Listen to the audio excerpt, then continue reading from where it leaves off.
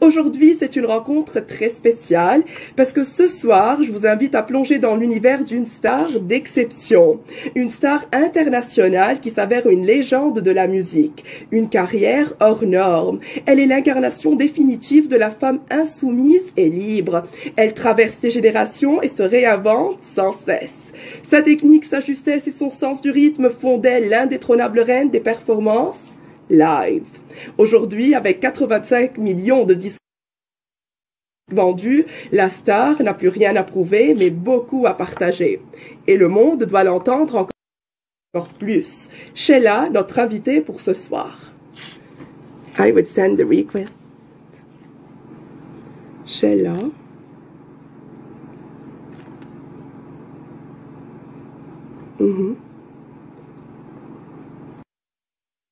Instagram, une fraction de seconde, et Sheila sera en direct avec nous. Sheila, bonsoir. Bonjour, ça va?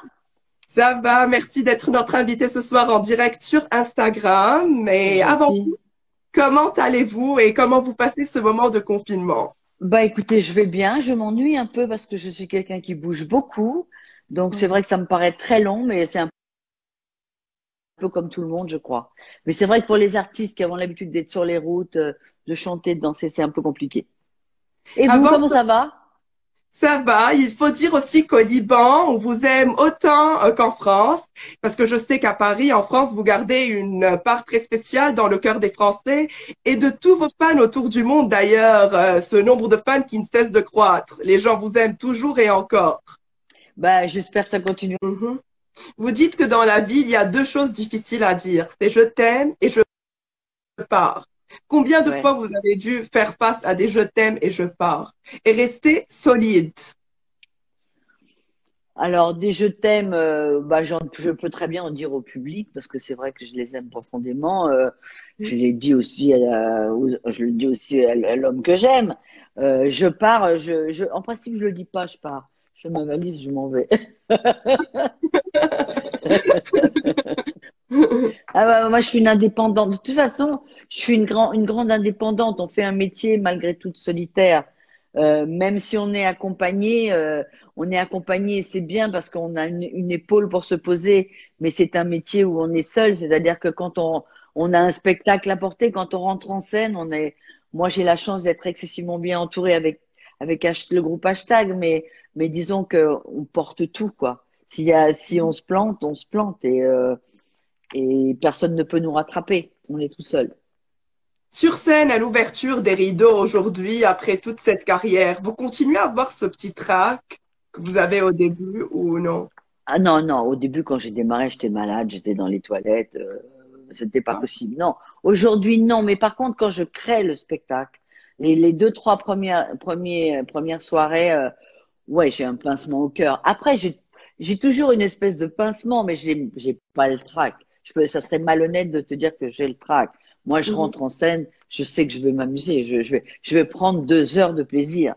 Donc, pour moi, c'est pas du trac parce que j'ai tellement l'habitude que suivant les salles, suivant les gens, suivant le public, moi, je parle beaucoup aux gens. J'adore discuter avec eux. J'adore partager. Et s'ils sont de mauvaise humeur, je leur demande pourquoi ils sont de mauvaise humeur. Si j'ai mal au pied, je dis mais qu'est-ce que j'ai aujourd'hui? J'ai mal au pied. Moi, j'adore communiquer avec eux. Donc voilà. Mais à la création d'un spectacle, on a toujours peur, bien sûr. Toujours dans vos spectacles, votre public assure que vous êtes une diva. Ils sont tellement fidèles. Cette fidélité, ça vous fait une certaine surprise? Ou vous êtes habitué parce que vous avez tracé cette histoire d'amour avec le public? Alors, bah, ça me fait. Alors, par exemple, je sais que quand je fais un spectacle, quand je crée un spectacle, je Mhm. sais les 3 premiers rangs, je sais les têtes que je vais voir. Ce Ah. sont toujours les mêmes. C'est incroyable. Je sais pas comment ils font parce que c'est vrai que quand on ouvre un spectacle, la plupart du temps, ce qui se vend le plus vite, c'est les places devant. Et ben, ils arrivent toujours à être devant. Donc, je les connais. Alors, des fois, j'avoue que ça me fait hyper plaisir parce que je les retrouve et que c'est à force, c'est devenu des amis parce que moi, j'ai des gens, ce qu'il faut savoir, c'est que j'ai des gens, quand je fais une tournée, ils calculent comment dire, leurs Non. vacances ou leur week-end en fonction des endroits où je vais chanter. Mhm. Donc, c'est organisé. Il y a des groupes qui se sont formés. Ils sont en groupe. Alors, du coup, ils visitent les villes autour. Je sais pas comment ils s'organisent, mais c'est très bien fait. Et c'est ce qui fait une carrière aussi longue que la mienne. C'est que les gens me suivent depuis tant d'années et sont tellement fidèles que je ne peux que les en remercier. Et ça ne peut me faire que plaisir de les voir. Et c'est pour eux aujourd'hui que vous êtes tellement actifs sur les réseaux sociaux. Ouais, parce que je sais qu'ils sont démoralisés. Je sais qu'ils vont pas bien. Donc, j'ai décidé, voilà. Parce qu'on voit aujourd'hui que l'homme est confiné et les animaux sont libres. On est, on dirait, j'aime pas dire emprisonné parce qu'on n'est pas emprisonné, on est bien à la maison, chez soi, on a un toit, on a de quoi Ouais. manger. On peut pas, on n'a pas le droit de dire qu'on est dans une prison. Mais lorsqu'on voit que c'est aujourd'hui des animaux qui sont libres dehors et nous dedans, c'est un Il y a message des, pour dire quoi? bah, c'est un message pour dire qu'ils reprennent leur place surtout, parce qu'on a envahi leur espace. Alors bien sûr, on est obligé de nous aussi de vivre, mais je pense qu'on vit en ne respectant pas ce qu'il y a autour. On peut très bien avoir des endroits où c'est la ville, mais ne pas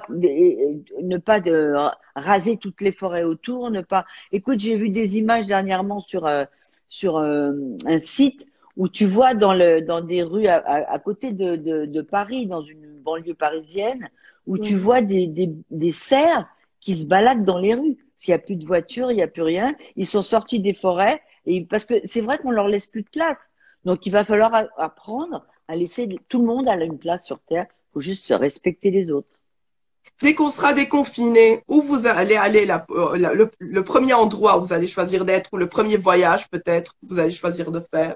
Alors, je pense que je vais pas faire un voyage. Le premier truc que je vais faire, ça va être peut-être de retourner en studio parce qu'il faut que je finisse l'album. Mais non, ça va être, j'espère, trouver le plus vite possible un endroit où on va pouvoir faire un concert. Mhm. Parce que moi, j'attends les gens, j'ai envie de chanter, quoi. Voilà. Aujourd'hui, quand vous voyez que l'école est finie, vraiment, là, l'enseignement se fait online, avec cette Mmh. chanson qui a connu avec vous tout au long de votre carrière un succès hors norme. Ça vous Ouais. dit quoi aujourd'hui de l'avoir traduit en réalité? L'école est finie, là. Bah, l'école est finie, mais c'est pas parce que c'est les vacances. C'est fini parce que, Oui, voilà. malheureusement. Bah, écoute, je sais pas. Tu sais, moi, j'interprète pas les choses comme ça. Tu sais, il y a une chanson qu'on chante quand on est enfant qui s'appelle Petit Papa Noël. Ben, Oui, moi, l'école est absolument. finie, c'est Vous mon la petit Papa chantez Noël toujours à d'ailleurs, moi. Oui. à Noël. Non, parce on a toujours une âme d'enfant. C'est pour ça. Oui, sûrement. Vous gardez toujours la petite Annie Chancel en vous? Bah parce que je peux pas descinder les deux. Évidemment, quand je monte sur scène, je deviens Sheila, mais celle qui fait vivre Sheila, c'est quand même Annie Chancel. Donc voilà. Alors, Annie Chancel, elle pleure de temps en temps, Sheila, elle rigole. Voilà. Qu'est-ce qui vous a poussé à faire cette carrière et à chanter en particulier? Alors, faire cette carrière, personne ne m'aime moi, j'aurais jamais imaginé une chose pareille. Euh, Moi, à la base, j'ai toujours voulu faire ce métier. Moi, je voulais être danseuse. J'ai fait du cirque, j'ai fait de l'acrobatie, j'ai fait de la danse, j'ai fait l'audition pour l'Opéra de Paris. J'étais trop grande, j'ai pas été prise à l'époque. Mais moi, mon rêve, c'était d'être Pietra Gala. Je voulais être une très grande danseuse. Et puis, je chantais bien, j'ai fait du piano. Enfin, j'ai eu la chance d'avoir des parents qui m'ont laissé libre dans un métier artistique.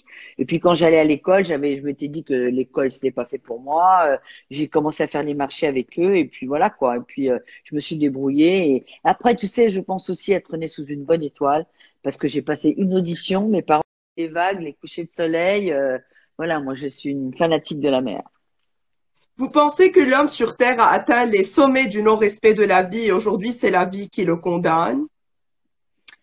Je pense que c'est la planète qui le condamne. C'est pas la vie. La planète nous explique que si on cesse pas, on va vraiment tous, il va y avoir une éradication terrible et il y a la moitié des gens qui vont mourir parce que c'est comme ça et parce que on doit respecter la terre. La terre, c'est notre mère. On n'a pas le droit de la souiller et on ne fait que la souiller parce qu'on ne se rend pas compte que tous les plastiques que l'on a, on les fout partout. Le septième continent, c'est ça. Moi, cette idée de chanson m'est venue. C'est pas moi qui l'ai écrite, mais c'est Amaury Salmon qui l'a écrit, la musique et Elio Anthony.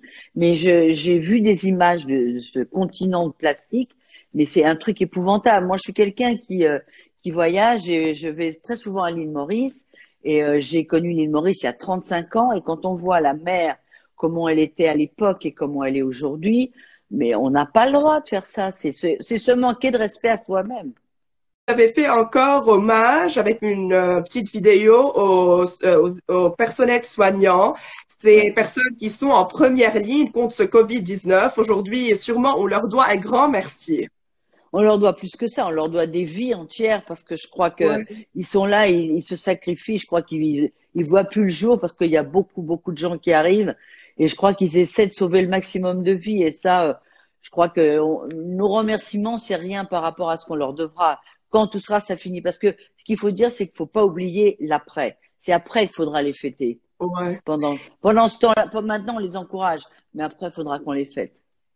Avant de vivre cette situation actuelle, n'as-tu jamais eu l'impression de te perdre dans le fil des jours qui défilent? Notre vie ressemblait un peu à un fil d'actualité que l'on scrolle à toute vitesse. Personne n'arrivait à faire ce petit recul, à poser, à respirer. Donc il faut en profiter parce que maintenant c'est vraiment une occasion d'or. Oui, absolument, parce on a une vie, on court tout le temps. On court, on ne sait pas après quoi, mais on court après quelque chose. Et puis Et vos succès à l'Olympia, qu'est-ce que vous aimez en partager ce soir avec nous, de certains souvenirs peut-être de ces concerts que vous avez donnés à l'Olympia et qui ont connu beaucoup de succès avec tout ce public qui a toujours été fidèle. ouais, des souvenirs, voilà, là, j'en ai tellement. Bah, j'ai fait un des premiers Olympiades que j'ai fait.